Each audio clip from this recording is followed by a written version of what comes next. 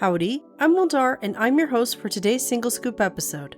Last year, I released an episode on H.O.T's first concert to start a series on the group's major concerts. Today, I'm following up by explaining their Sejong Cultural Center Concert. If you didn't listen to the previous concert episode, I urge you to listen to that one first, then come back to this one as I'm going to be building off of that. And as a disclaimer, the video upload that I'll be referencing cuts off the ending.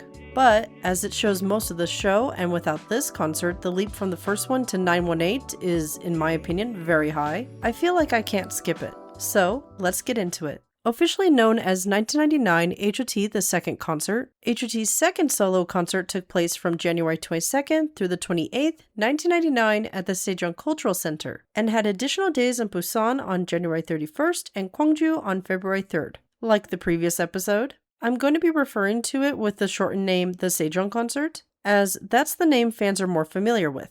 The Sejong Cultural Center, also known as just the Sejong Center, is named after Korea's beloved King Sejong, who's most well known for creating the Hangul writing system. If you hear of a building or a program in Korea that uses his name, it's usually due to it having educational or cultural significance. The Sejong Center has a history that goes back decades before this concert, and is currently known for art such as opera and ballet. So, as you can guess, a K-pop group holding a concert there for multiple days is pretty cool. The video for the concert that I'll be linking in the description split the concert into two 45-minute parts. Some places, like Namuwiki, list shortened songs together, but I list them separately and, by my count, H.O.T performed 24 songs total during this concert. Like last time, before diving in, let me catch you up to speed with what H.O.T has been up to since their previous concert. They had released their third album, Resurrection, a few months prior and were about to drop their autobiography, H.O.T Forever, about a month after this concert.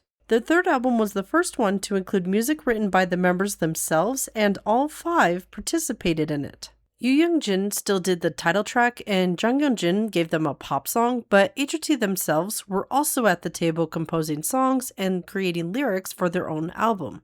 Although H.O.T's first two albums had alternate versions, their third album was their first to have an alternative that targeted their growing Taiwanese and Chinese fan base, who H.O.T went to visit soon after this concert. H.O.T was one of many groups who had already met their international fans in the US and were expanding their reach outside of Korea during the IMF crisis. They had also stepped up to use their popularity to effect change, such as when they donated the proceeds of their US tour to help Korea with the IMF crisis. I'll go into this another time because I don't feel like doing an economics lesson right now. But it blows my mind how smart they, and I assume someone in SM, were to donate it as USD. But getting back to the music, of the five albums, Resurrection is my favorite, as I had the CD the longest. But it's also the most interesting one to me because it was a turning point in the group's discography. This was the first time they spoke to Korea as a whole, not just the youth, as by that point, they were aware that their fanbase included all ages.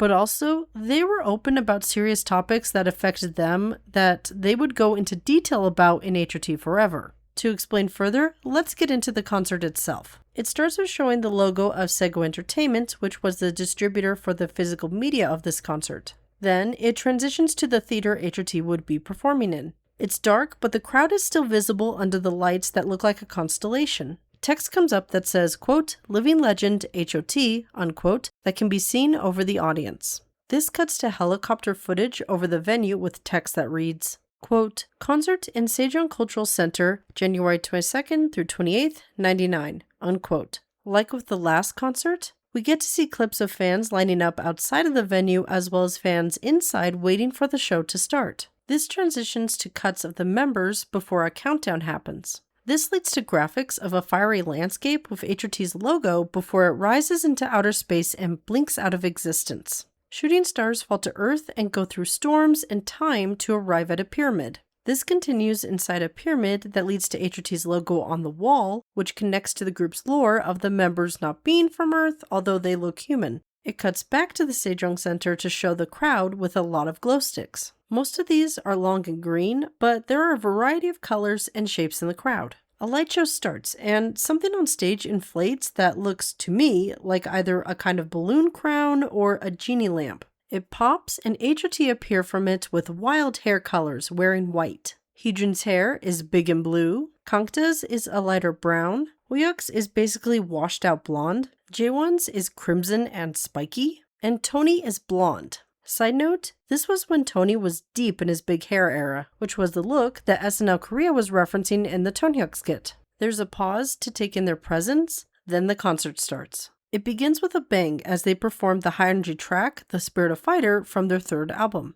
At one point, Heejun jumps over Tony. In the middle of it, war footage is shown, then the focus returns to H.O.T. This performance shows how much they've grown. It's bold and confident. This attitude continues with the next song, Hope, as they seemed relaxed during it. Afterwards, You Got Gun kicks off a medley of songs from their third album that includes Boys Be a Legend and my personal favorite track from the album, All Alone.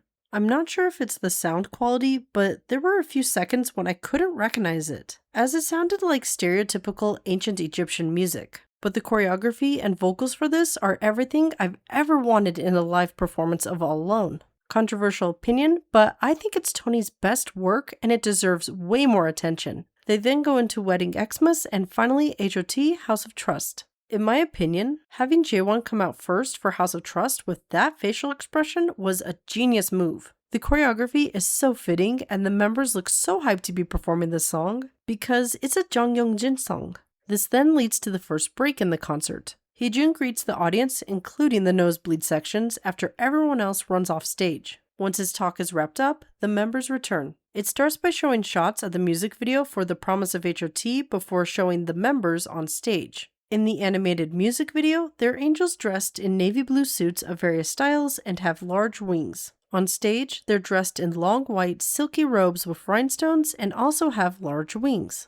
H.O.T. used a lot of Christian iconography for their third album in particular. The concept of them being aliens kind of morphed into them being angels, then just as beings not from Earth with human forms, which mostly paralleled the actual beliefs of the members at the time. Heejun and Woohyuk were Buddhists, although Woohyuk also believes in aliens because he believes in himself. Tony and Jaewon were Christians. And Kangta didn't have a particular faith, but was extremely superstitious, and would buy the group's Ouija board during a trip to the US shortly after this concert. After that, they sang We Are the Future, which would be the first non-resurrection song performed during this concert.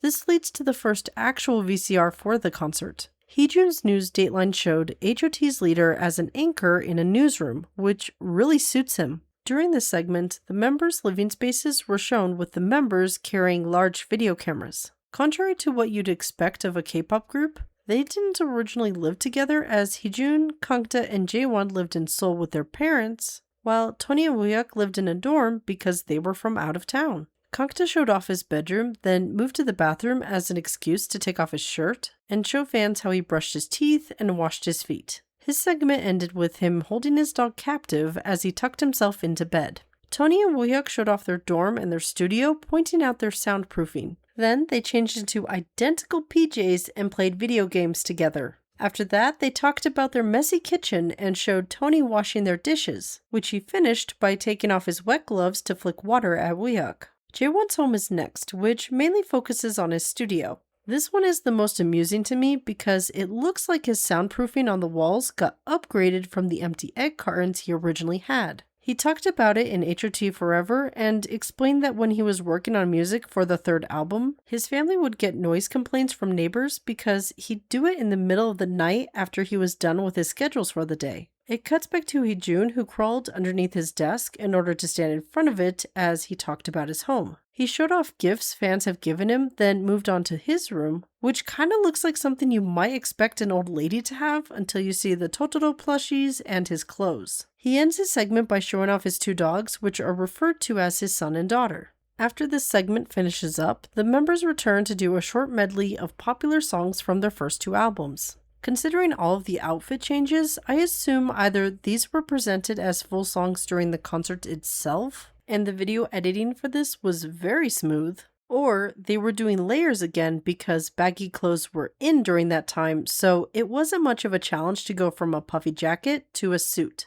The songs for this included Warriors Descendant, Candy with the sporty outfits instead of the overalls, which is so refreshing, Wolf and Sheep, and We Are the Future. At the conclusion of We Are the Future, all of the members except Kangta run off stage. This was a dangerous decision as he had no supervision and he was being his mischievous, flirty self. He made it his mission to make Club H.O.T scream as he did things like grab a huge video camera and film the audience. At one point, he tries to get them to look at him and says, "Do you have a boyfriend?" Then he points to himself, smiling, and says, "Why, I'm here." After having his fun, he explains what's coming up and finally puts the camera down. Jaewon kicks off the next segment of the concert, which is solo stages. His performance is called Go 3, which is a pun as it's written for fans who were like him, who were heading to the end of their high school career as third-year high school students and had studied for the big test. It's a cheerful song that included a mix of samples he sang and danced to. And for about 2 months, I was seriously convinced that this was an early version of Forever Song. But after listening to both songs for an unhealthy amount of time and consulting the lyrics, I have come to the conclusion that while they are 2 different songs, I'm pretty sure Forever Song came about because of Go 3. The second performance during this section was Boys Be a Legend, which is a misty montage of Heejun and Woohyuk dancing. And the back and forth reminds me of the beginning of Outside Castle. It continues into In-I, which ends with them and their dancers collapsing on the ground. To me, that's hilarious because then Kangta appears and sings the Whitney Houston song, The Greatest Love of All, while looking like a pilgrim about to board the Mayflower. From a distance, it looks like he's wearing a black suit with a long white scarf. But then you look up close and go, oh yeah, this guy's ready for Thanksgiving. He's just missing buckle shoes and a hat. Finally, Tony wraps up the section by dramatically throwing off his jacket and running around the stage while a rock band plays. He's got a mic, but he doesn't sing. He just poses while the band plays. For this next section, I'm going to give a content warning as the topic of suicide is presented here. I'll be leaving a time code in the description if that's something you want to avoid. It starts with a female student carrying a violin case, coming on stage and sitting down at a desk to write. A voiceover plays as she writes about how she's been bullied and that she's thinking today will be the end, as she's been considering slitting her wrists. This then leads to Monade, which has a message of discouraging the listener from committing suicide. However, in my opinion, some of the lyrics are very heavy-handed for such a sensitive topic. But it also has good parts such as, quote, "This is the promise I now make with ya. No matter what happens, we will be there for ya. Down and out, our best wish is just that our music might get there and comfort ya." Unquote. Monade was on H.O.T's third album, and it was one of many songs from it that were controversial. In the booklet included with the physical copy of the album, there's a paragraph that explains the song, which I wish they did more of since so much of their discography has extended context. This wouldn't be the only time that H.O.T would discuss suicide either, as their autobiography, that would be released shortly after this concert, had a section on Tony's past suicide attempts. This performance put a spotlight on a very serious issue that affected one of the members and likely many Club H.O.T, and was also yet another opportunity H.O.T took to condemn bullying. Additionally, the inclusion of a bullied student carrying a violin case strongly reminded me of the music video for Warriors Descendant, and knowing H.O.T, it was probably an intentional reference. Believe it or not, the next song is Haengbok. No, I'm not joking. Full of Happiness comes after Monade. The change in tone is like whiplash. The members are very cheerful, and if you're a fan of Heejun being bouncy, this is the performance for you. After this song, the members grab notebooks. Tony and Woohyuk read out theirs while the other members sit to the side and smile as piano music plays. After they're done talking and joking around, their logo is shown bouncing around as the next segment of their concert starts. The stage is dark while there's the sound of marching. Flags of H.O.T's logo are carried around the stage by a lot of people. Then the stage gets crowded with dancers joining H.O.T as the flag bearers move behind them. This is how Lineup, which is the title track of their third album, starts. The powerful intro doesn't prepare you for how it devolves into screaming and chaos at the end. Then they just say thank you and bow while leaving the stage. Like with their previous concert, they sing You and I to wrap up the concert and say their thank yous and goodbyes. They also throw out giant white balloons with their logo into the crowd during this time. They again finish by bowing to their fans. But that isn't the end because they're still so hyped up. As per usual, everyone is doing something different, such as Heejun dancing while Tony isn't looking at the camera and Jaewon isn't doing any stunts. It suddenly drops into hope while streamers briefly come down. It is at this point that the video stops, but as it was the final track, we're not missing out on much. Compared to their first concert, this one shows the members as being more confident and relaxed. While this concert had its fair share of horseplay, it was more focused on mature topics than juvenile jokes. For example, the main VCR for this concert was a news segment, which was entertaining but also informative. It was also more personal as quite a few songs were made by them. The other main difference I noticed was the production quality, with there being more emphasis on computer graphics. This was also the first time they had a variety of bright colors, outside of just blonde or brown, since they got in trouble for having first dyed their hair for Wolf and Sheep promotions. Additionally, this was also the first H.O.T concert to have an album for it. It's not available for streaming, but if you can find a physical copy, good for you, as Go3 and Greatest Love of All didn't appear on any other album.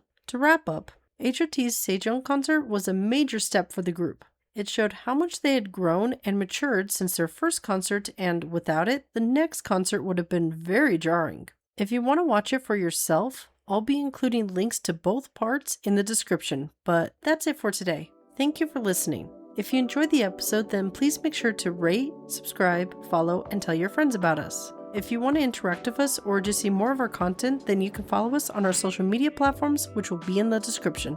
More single scoops are coming your way soon. Thanks everyone. Annyeong!